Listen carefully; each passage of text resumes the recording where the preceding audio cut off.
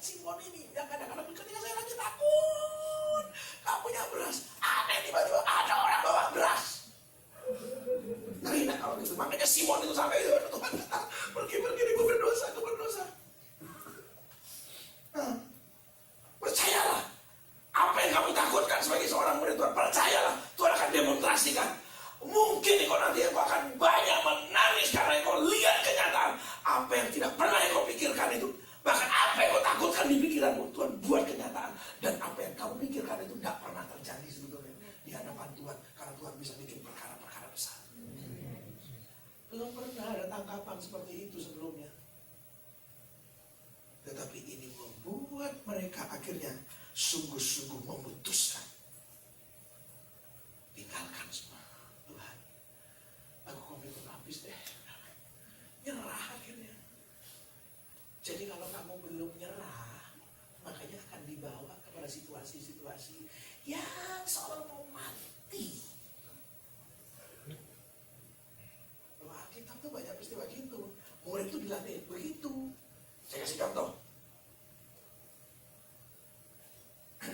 Pernah baca kisah Lazarus? Ya. Ya, Yesus kan sama murid-muridnya. Ini lagi saya mau bilang gini. Sekarang saya mau bilang, apa sih yang dilatih? Iman. Jadi seorang murid itu kamu mesti latih imanmu. Dan untuk melatih imanmu itu, Tuhan bawa hidup kita kepada hal yang menantang, hal-hal yang besar, bukan hal yang sepele. Makanya saya mau kasih tahu, kalau urusan makan minum, mestinya sudah nggak usah dikhawatirkan lagi harusnya. Karena itu yang Tuhan janji, saya bilang. Makanya Alkitab berkata ada makanan dan pakaian cukup. Nah, coba pernah lihat baca kisah Lazarus? Ya, yang mati itu saudaranya Maria, Lazarus ya, betul ya? Kan sakit lagi sakit. Kan diberitahu sama orang-orang, kasih tahu sama Yesus, wah temanmu sakit. Dibiarin nggak? Ya. Besok kasih tahu. Sakit tambah parah. Dibiarin nggak? Dibiarin. Saya mau tanya, kalau saudara lagi ada bersama dengan Yesus, apa pikiran? Berhasil. Kejam. Kasih tahu. Gimana sih? Ya? Saya mau kasih tahu. Yesus lagi latih iman murid-muridnya. Nah, terus dikasih tahu lagi kan, gitu. Tuhan, udah mati Lazarus, gitu kan? Kecapan itu sama. Ya udah kan, gini kan? Gue udah tahu.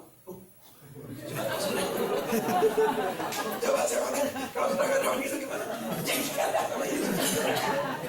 Saya baca ya itu kan. Itu kalau saya ngademin di sana, gue jengkel sama Yesus. Sakit dikasih tahu diam aja, tambah parah. Dikasih tahu diam aja, dikasih tahu mati malu. Gue udah tahu.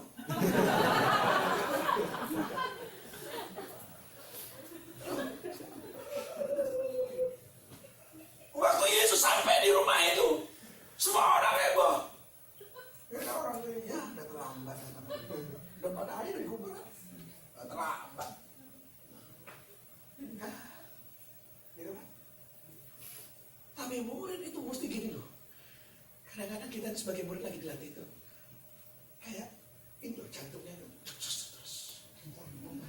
Ya, rasanya Tuhan itu nolongnya itu kan pada titik terakhir. Kan gitu kan? Ini dibuat. Sebetulnya Tuhan itu baik. Karena jantungmu itu mesti olahraga. Kalau nggak olahraga, nggak sehat. Kadang-kadang memang Tuhan buat begitu. Tapi kira-kira saya pertanyaan ini, apakah kita mau tetap menaruh percaya, bergantung dah sama Tuhan? Nah, tadi itu dalam peristiwa Lazarus. Ya, udah kan? Dia datang. Ya, makanya orang yang murid yang banyak duduk di kaki sama yang enggak tuh beda nanti imannya. Lihat kan? Yesus kan ngomong, depan hari ini mati. Orang-orang bilang, Yesus kan bilang, tenang, gue bisa bangkitin. Tenang. Yesus tuh tenang kan bilang apa? Tapi Marta tiba-tiba dia bilang, memang Tuhan pasti bangkit Lazarus saudaraku.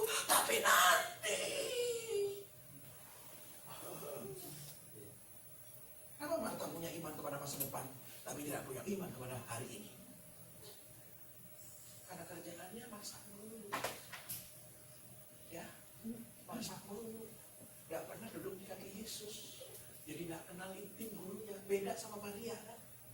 Maria cepat kalau sudah responnya, ya Maria cuma responnya air mata doang. Karena dia ada banyak omong. Loh, tapi Yesus itu selalu begini, hatinya itu berespon dengan orang yang dekat dengan dia. Waktu Yesus lihat air matanya Maria, ikut nangis gak Yesus? Aduh, ikut nangis. Kira-kira Yesus dalam hati ngomong gitu, ada gue. Aduh, gitu kan? Saya cuma mau kasih tahu, Yesus itu tidak pernah terlambat. Apa yang Tuhan buat itu baik buat kita. Percayalah. Mungkin kalau bilang begini, ya Tuhan, udah terlambat kok gak tolong aku. Pekerjaannya sudah diambil orang lain Tuhan. Oh, emangnya Tuhan gak bisa bikin pekerjaan baru? Enak aja sudah bikin Tuhan udah lewat Tuhan. Aduh Tuhan, kemarin Tuhan kirimkan itu rasanya jodoh gue Tuhan, tapi kok gak boleh. Ini emangnya Tuhan gak bisa kirim orang yang terbaik buat kita. Orang berkata sudah terlambat karena sudah 4 hari dikubur. Tapi bagi Tuhan, Tuhan punya waktunya sendiri. Dan waktunya Tuhan itu bukan waktu kita. Karena waktu kita itu bergerak sehari cuma 24 jam. Tapi waktunya Tuhan, 1 hari itu 1000 tahun bagi kamu. Oh, itu yang Alkitab bilang. Nah coba, umurku sekarang berapa? Umurku berapa? 39. Coba hitung. Berapa menit dia baru di hadapan Tuhan? Semenit aja gak nyampe. Tapi juga masih ingat semua yang kamu lakukan dari umur sampai 39. Loh, kan Alkitab bilang 1 hari bagi Tuhan, 1000 tahun bagi manusia. Coba dia 39, hitung berapa detik di hadapan Tuhan itu. Kamu tuh baru berapa detik di hadapan Tuhan. Jadi makanya saya sebut jangan kemelinti, kata orang Jawa. Jangan khawatir loh, kamu cuma seberapa di mata Tuhan. Ya, kok kurang ajar bener Tuhan. Ya, Tuhan juga bilang kamu aja hidupmu belum 5 menit, kata Tuhan. Kamu menakutkan. Ya, sombonglah sok itu kemelinti. Jangan kira-kira, aduh kamu ini udah hitungan Tuhan karena umurmu belum sampai sehari, ya. Hanya hitungan menit aja mungkin, malah gak nyampe semenit, gitu ya. Tuhan itu tahu. Nah, ini kan mau pulang ya, ada batasan ya jam. Jam berapa sih acaranya? Ini sampai jam berapa sih? Nah, 12. Ini jam berapa jamnya?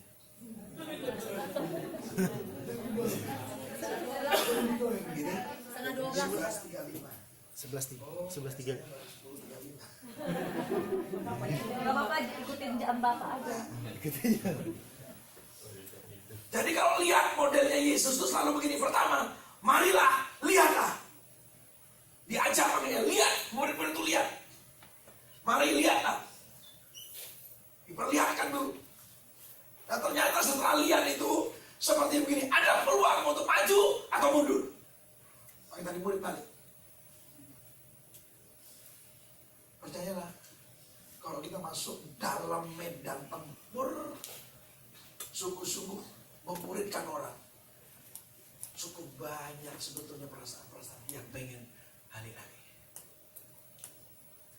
Kadang ngadepin orang kita ini gak ngadepin ikan. Karena Tuhan bilang kan tadi kan, aku akan jadikan kamu penjala manusia. Masih enak jala ikan daripada jala manusia. Nih, manusia segini nih, rambutnya kepala hitam, sama, keinginannya beda-beda. Yang satu pengen begini, yang satu pengen begini. Pusing kadang-kadang. Betul nggak? Yang tamu aja kadang-kadang stres.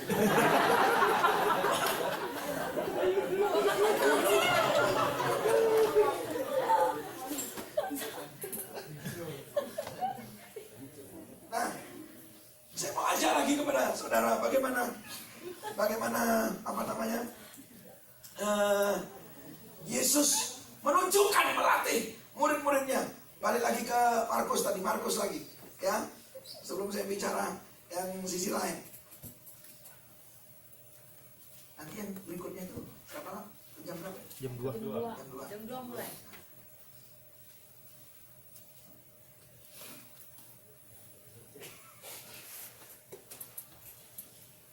pasal yang kedua.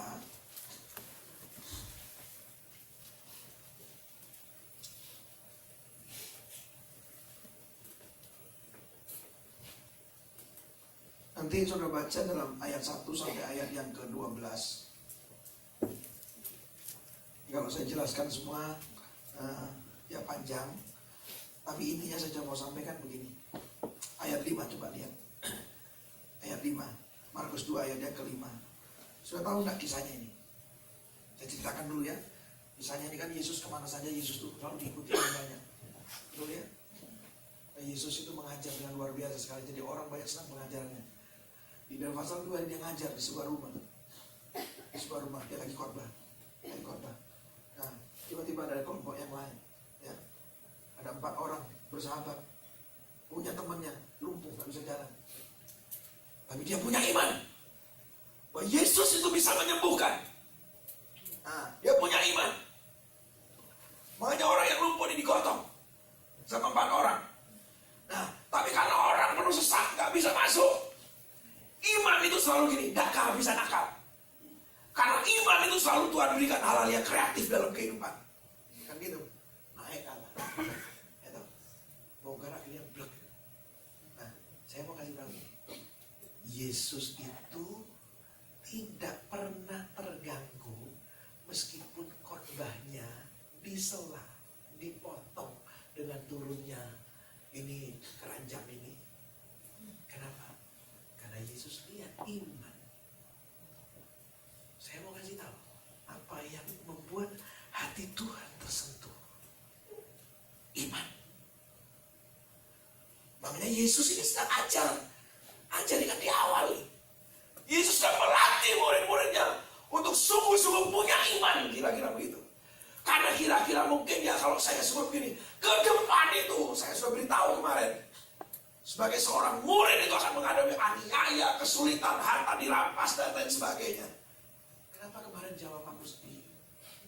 Sederhana, gak ada iman. Baca kalau saudara baca, kenapa mereka bergembira?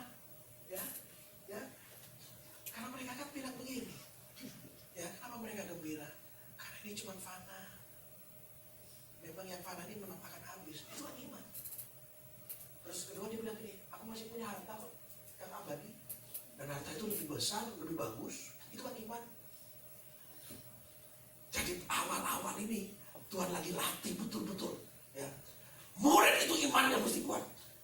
Dalam kehidupan tantangan-tantangan besar. Makanya lihat Markus 2 ayat yang ke-5. Coba yang dilihat Yesus itu apa? Baca sama-sama. Ketika Yesus apa? Melihat iman mereka. Udah stop, itu saja. Lihat iman. Nah, udah luar biasa ini. Ya. Terus berikutnya kalau saudara lihat ada peristiwa sebelumnya itu, pasal 1 mulai ayat 40. Mundur dulu, kelewatan di pasal 1. Pasal 1 Markus ya 40 sampai 45, judulnya apa? Yesus menyembuhkan seorang yang kusta. Nah, jadi lihat di awal-awal itu Tuhan ngajar dengan kuat, dan ini harus ada sebagai dasar gitu maksudnya. Sebagai seorang murid, pertama iman. Nanti iman saya bicara lagi. Dan mundur lagi ke peristiwa orang sakit kusta. Kamu tahu nggak orang sakit kusta? Zaman dulu tuh dikasih aturan oleh perjanjian lama. Orang kalau dia sakit kusta, di kakinya mesti kasih kaleng, supaya kalau pergi kemana-mana bunyi koneng. Gak cuma bunyi tapi dia mesti teriak, najis. Nah, terus orang kalau dia bergerak ke sana gitu ya, ada sudah orang sakit kusta, najis. Maka orang yang ada 50 meter di depannya, kalau tidak menyingkir jadi ikut najis. Apalagi sampai menyentuh. Sangat dilarang itu oleh aturan firman. Nah, tetapi dalam peristiwa ini coba saudara lihat, Yesus tidak menjauh, tetapi Yesus justru mendekati orang sakit kusta ini. Dan orang sakit kusta ini, ya, sekali lagi, lihat sisi orang lain, iman. Tapi sekarang sebagai murid saya ingin tunjukkan kepada saudara sisi Yesus. Karena saya dan saudara mesti belajar dari sang guru agung yaitu Yesus. Yang pertama, Yesus ingin tunjukkan iman. Tapi yang kedua, saya mau bilang begini, ya. Coba lihat ayat 40.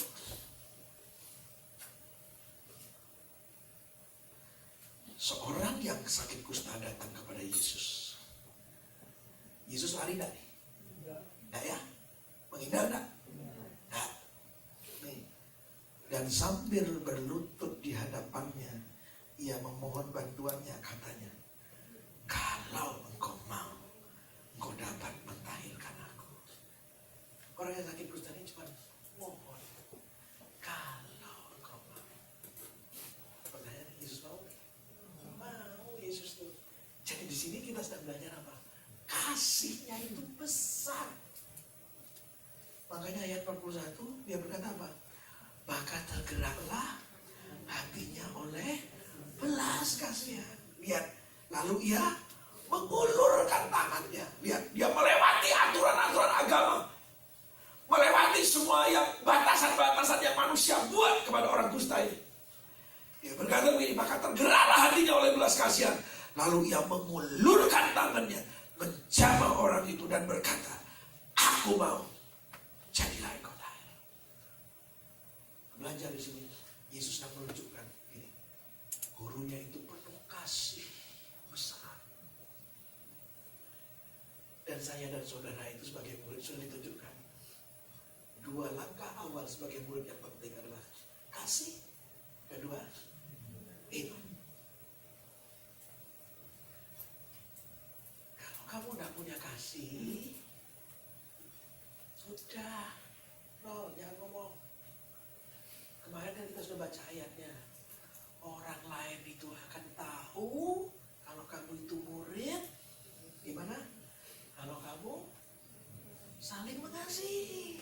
Jadi ciri yang menonjol yang pertama yang Yesus ada dalam kehidupan kita, kasih itu harus besar.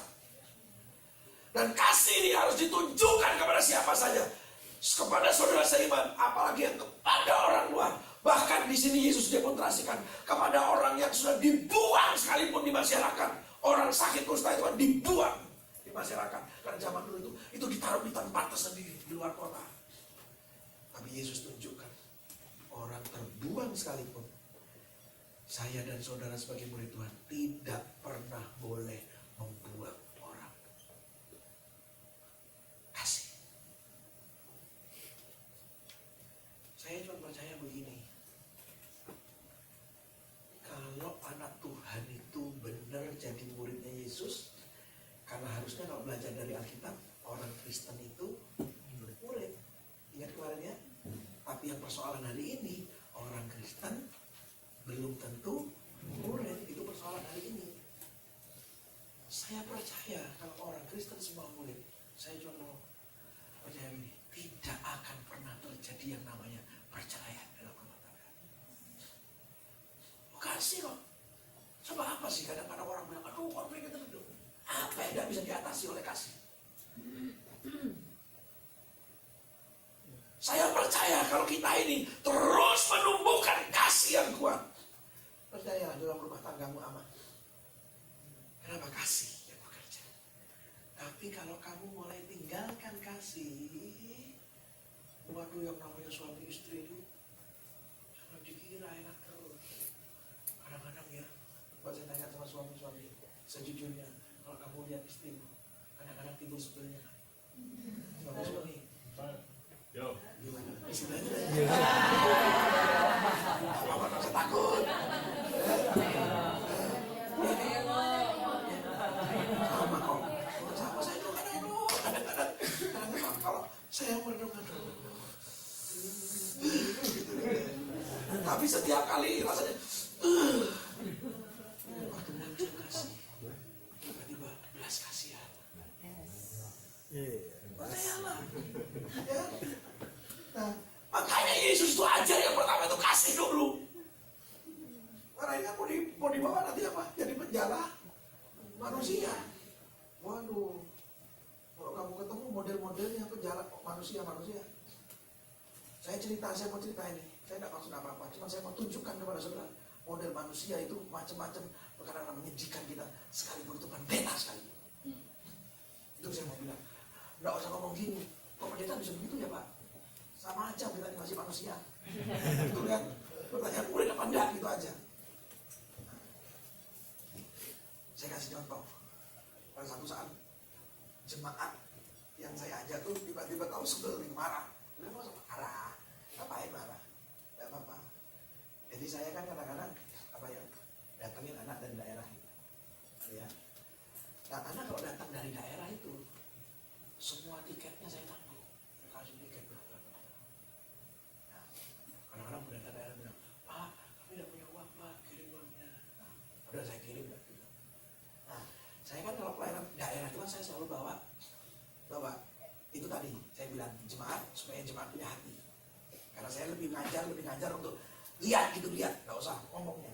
Nah satu saat karena kita sudah pernah kirim bantuan ke pendeta ini, nah, saya ajak mampir gitu. Saya juga belum pernah mampir ke rumahnya, selama ini ketemunya di luar rumah gitu. Dari hari itu saya juga baru tahu rumahnya. Nah, begitu tahu rumahnya, jemaat kaget. Pak, salah. Salah nih, lu salah apa sih? Apa nggak salah kirim bantuan ke sini? Oh ya dia bilang kan butuh bantuan. Ya udah toh, maksud lu gimana salah? Dia bilang gini, Bapak aja gembala saya kursi meja tamu aja nggak punya. Emang kamu kan masih sampai hari ini?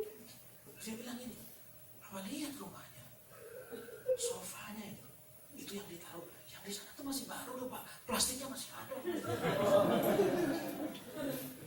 Dia bilang ini, mestinya Bapak justru yang layak dibantu. Loh saya bilang ini, stop. Saya bilang ini, jaga hati. Bahaya kalau nggak jaga hati, bisa rusak hatinya, gitu kan? Jaga hatimu, saya bilang. Kita akan tidak memberi kepada dia, kita beri kepada Tuhan. Terserah dia begitu, urusan Tuhan. Yang penting kita sudah beri, kita berdoa kepada Tuhan. Kita sama Tuhan. Ya. Nah, saya mau bilang begini, kamu nanti akan menghadapi hal begitu. Gimana muridnya? Sama seperti Yesus ya. Ya toh, muridnya kalau sudah baca makanya 4 Injil, nanti baru sudah tahu bahwa murid itu selalu banyak protesnya gini macam-macam. Tapi ini yang Yesus ajar pertama, kasih. Nah, ya, itu step pertama. Berikutnya. Nah, aduh itu tambah sakit sebetulnya berikutnya. Ini kan udah saya kirim buat semua anak sudah bersama dengan saya. Tiba-tiba setelah setahun anak ini bersama dengan saya ini kok ngelihat anak ini kok tiba-tiba ada sesuatu kelakuan yang ada aneh gitu ya. Nah, jadi saya ini tergelitik, saya berdoa kenapa jadi Tuhan kok gini. Nah, ya udah, saya sudah berdoa, saya panggil. Begitu saya panggil, aduh, untung waktu itu nggak punya bom molotov ya. Masih pengen meledak gitu ya. Begitu saya panggil, saya baru tahu. Jadi ternyata anak ini tiba-tiba muncul ada jengkelnya. Kira-kira begitu. Kan gini, katanya tiketnya dikasih ke Alien. Tapi dia bilang, Pak, saya kesini nih, saya dimintain duit loh Pak sama pendeta itu untuk tiket saya. Saya tanya, berapa banyak kamu minta? Segini Pak. Saya bilang, yang benar loh. Iya Pak, yang benar loh nggak bohong. Benar Pak. Saya tuh dengarnya kaget. Saya langsung bilang, kamu datang ke sini, saya kasih tiket. Untuk saya punya tiket itu, saya mesti berlutut, menangis, minta kepada Bapak. Nah, akhirnya saya cuma bilang, ya cuma ini bilang, pelatihan murid itu kadang-kadang kayak gitu. Ketemu orang-orang yang bikin pusing. Loh iya, percayalah. Nah, itu kan nanti kalau saya tanya sama Bu Deborah, pasti pusing ya kamu deh. Oh iya, kadang-kadang kita nih, kadang-kadang saya kadang-kadang sebagian kadang kurang apa ya? Semua udah dikasih, ya kurang apa? Nah, tidak apa-apa, saudara juga nanti akan belajar. Karena saudara mungkin sekarang masih proses latihan, kan nanti saudara mesti pergi juga. Saudara akan ngalami. Tapi dua hal yang Yesus ajar di awal, kasih yang besar, iman yang besar. Nah, itu makanya, ya, kalau saudara mau lihat apa yang terjadi, saudara melihat ciri iman yang benar, ciri iman yang besar itu benar. Pertama, berani menghadapi kesulitan.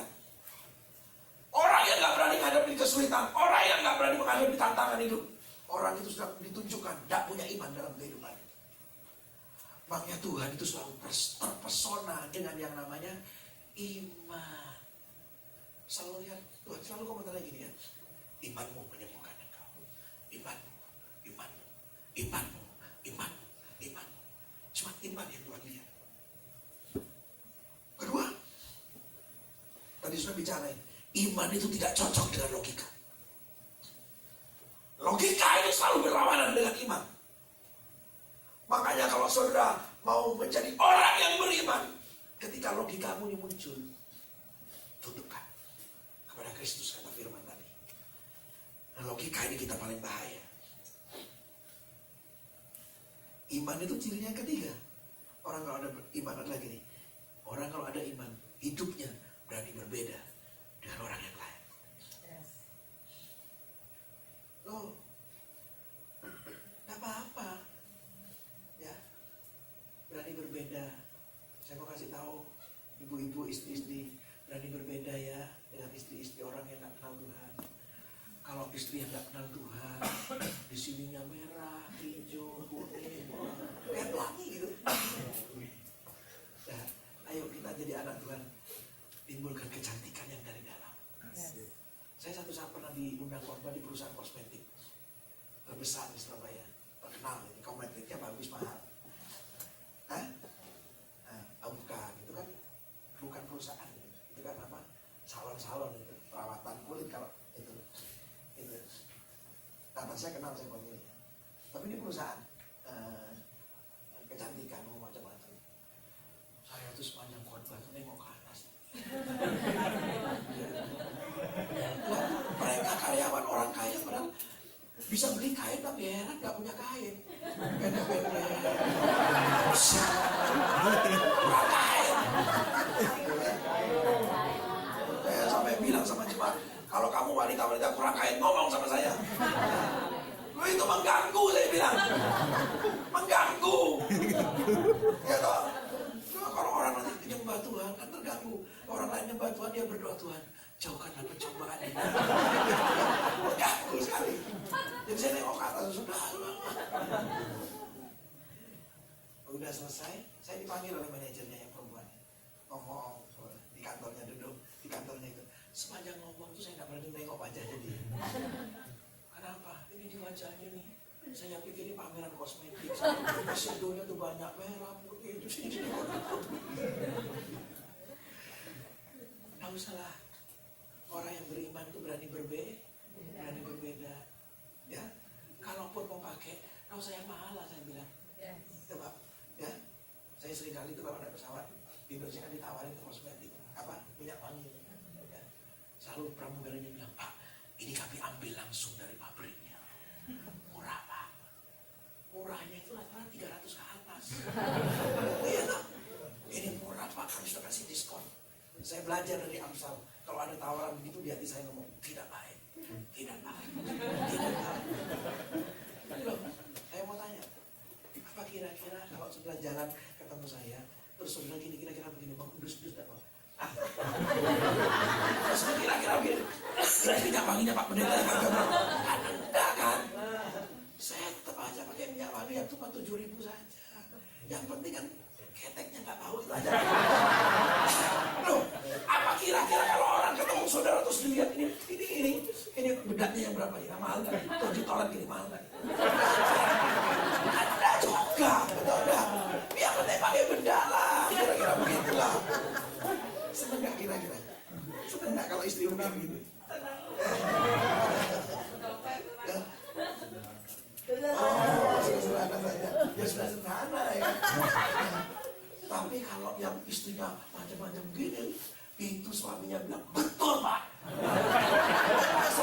khotbah.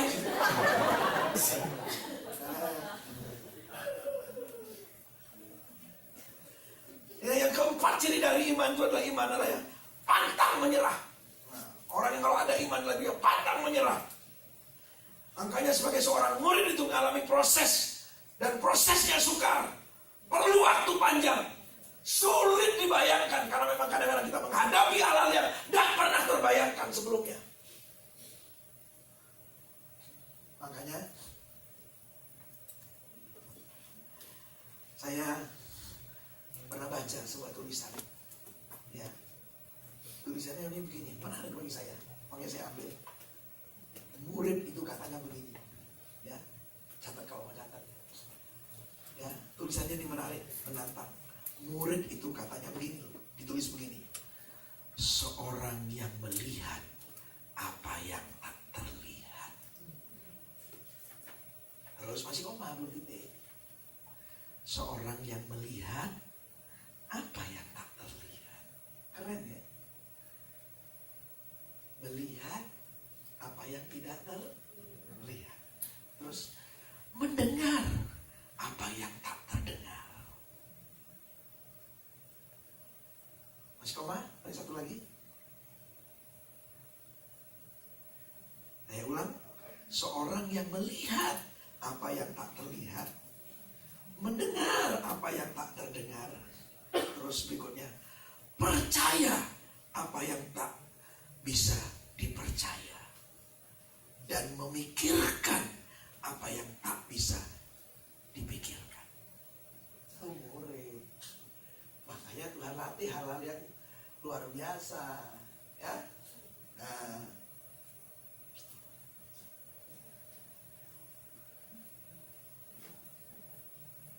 Makanya nanti saudara baca saja, ya. Saya ulangi ya.